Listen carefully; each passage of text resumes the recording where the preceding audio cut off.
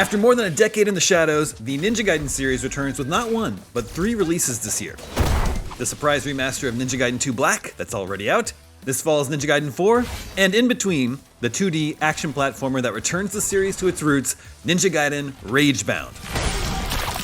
While the mere existence of this trio is a pleasant surprise, Ragebound is perhaps the biggest shock, as the series hasn't been two-dimensional since the early 90s. It's also being delivered by a developer, The Game Kitchen, and publisher, Emu, who are new to Ninja Gaiden. They aren't new to pixel art or retro throwbacks though, and Ragebound appears to be in good hands that have real love for the franchise.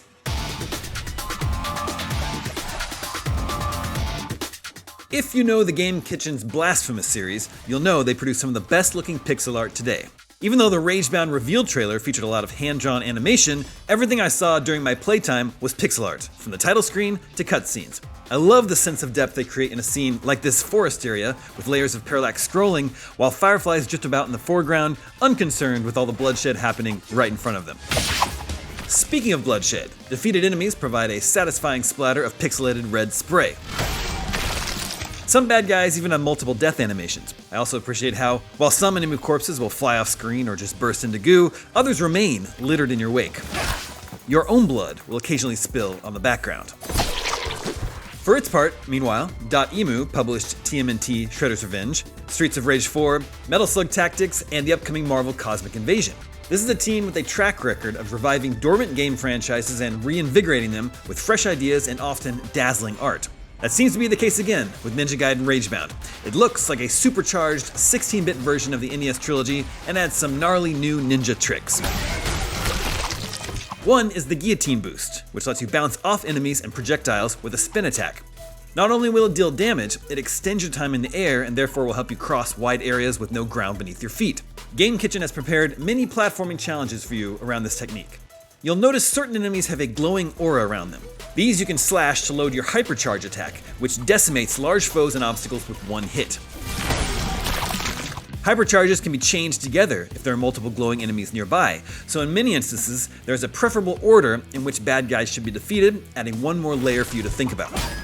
Just to be clear, Ragebound is a level-based action game, not a Metroidvania.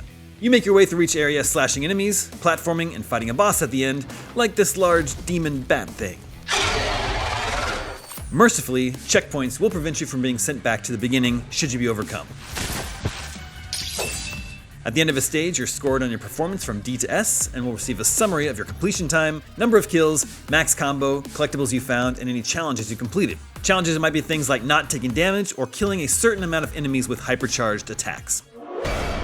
Now, I want to mention the prologue that sets the scene for Ragebound because it's awesome, but if you want to avoid any and all story spoilers, you may want to skip ahead. Okay, cast your mind back to that first cutscene that opened the original Ninja Gaiden back in 1989. 2 ninja face each other under a full moon, they dash forward, leap into the air, and clash swords.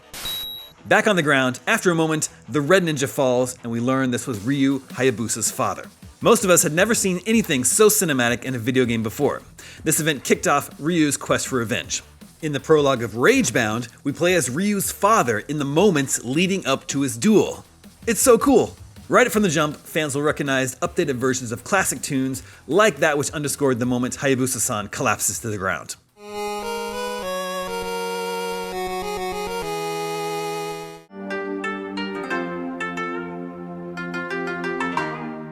When word gets back to Ryu of what happened to his father, he leaves for America and all the events we witness in Ninja Gaiden 1 through 3.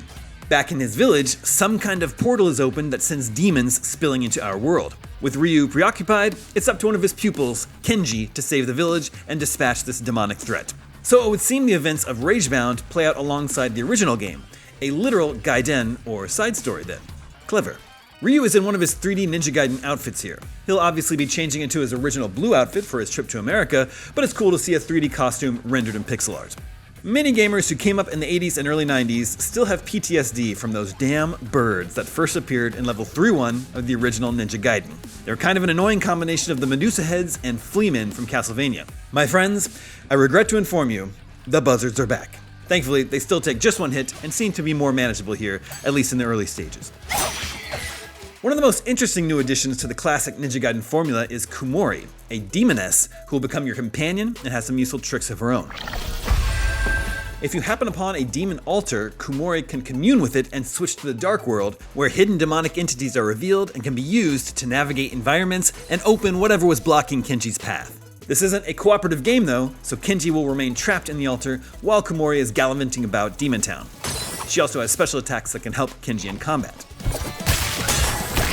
I already encountered some really cool enemies in my short playtime, like this Cyclops that spits giant eyeballs from its gut. I like the way it dissolves into a skeleton too. In a nice touch, clever moment to break up the action, like when a demon leaps out at you but is eaten by a dragon snake thing that comes out of nowhere. These are eye candy moments that could just be amusing, or they might introduce a monster you'll run into later on. I think old school Ninja Gaiden fans are bound to enjoy this return to form. Ragebound has great pixel art, fast-paced platforming action, and new ideas that elevate the source material. I'm looking forward to learning more about Kumori and seeing how her relationship with Kenji develops. From what I've played so far, this seems like another winning combination of beloved but neglected IP with passionate indie devs. Ninja Gaiden Ragebound is out this summer. For more on Ninja Gaiden, don't miss our review of Ninja Gaiden 2 Black and the announcement trailer for Ninja Gaiden 4. And for everything else in the world of video games, wall run over to IGN.